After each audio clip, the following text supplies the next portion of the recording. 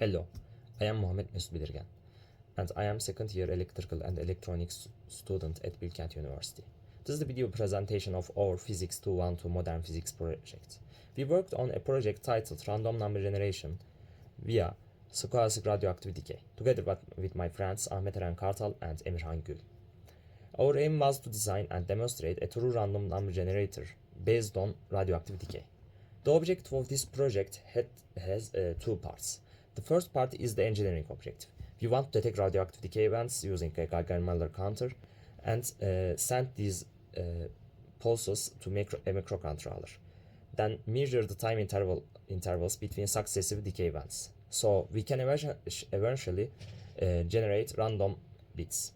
The second part is that we want to check whether our measured data are consistent with the expected statistical behavior of radioactive decay. In general, random number generators is divided into two main groups. Pseudo-random number generators are algorithm-based. They use deterministic mathematical formulas, and they usually start from an initial value that's called a seed. Because of this, their outputs may look random, but they are not truly random. If the seed and the algorithm are known, the sequence can theoretically be produced. On the other hand, true random number generators use physical entropy sources. In other words, they take randomness from a physical sources instead of producing it only by computation. Our project can be classified as non-optical quantum random number generator based on radioactivity. The key idea is that individual decay events occur at unpredictable times. We detect these events using a Geiger-Müller counter and use their timing to generate random bits. As shown on the screen, radioactive decay follows an exponential decay law. The important point here is that the exact decay time of the single nucleus is unpredictable. However, the average behavior of many nuclei is statistically well defined. The second equation shows that the decay rate is proportional to the number of remaining unstable nuclei. So the radioactive decay has both randomness at individual event level and regular statistical behavior at a collective level. The number of detected events in a fixed time interval is modeled by the Poisson distribution. Here, the count value is k, and the average detected count rate is represented by lambda. We used this model later to compare our experimental count histograms with the expected Poisson behavior. Besides the number of events in a fixed interval, we also care about the time between two successive events. As shown here, for the Poisson process, this waiting time follows an exponential distribution. Our random number generation method is based on measuring and comparing these inter-arrival times. After detecting the pulses, the microcontroller measures two successive inter-arrival times, T1 and T2. The role is shown in the table. If the first interval is longer, we generate 1. If the second interval is longer, we generate 0. This method is unbiased due to the symmetry. The probability of generating 1 and the probability of generating 0 are both 1/2.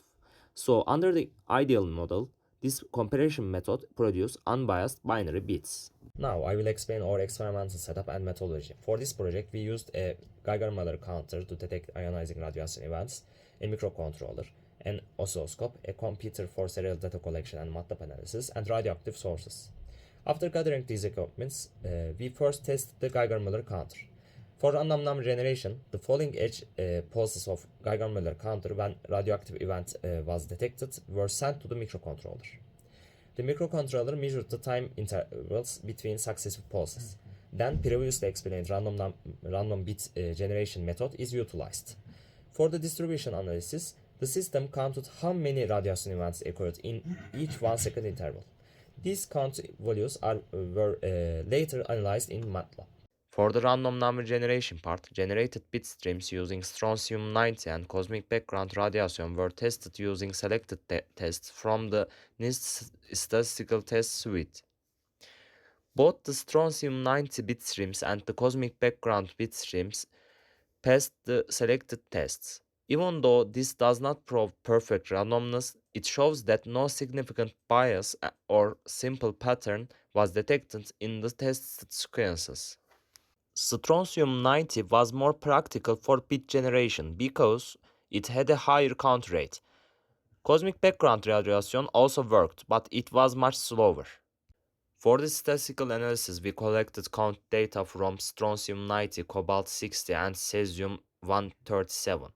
The experimental count distributions were compared with the theoretical Poisson distribution. To quantify agreement, we used the chi-square test.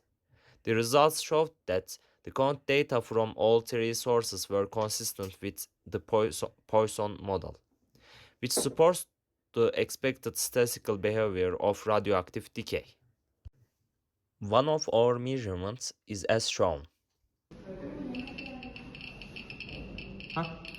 Şimdi bak. Başlattın mı? Yok. Yapayım mı? Başlat. Başlat. There were several limitations in the experiment. First, the count rate strongly affected the measurement time. Cosmic background radiation had a very low event rate, so generating a long bit stream from it took much more time. Second, the hardware has a finite timer's resolution. Because of this, two different physical intervals may sometimes be measured as equal values. Third, the Geiger-Müller tube has a dead time after each detection event.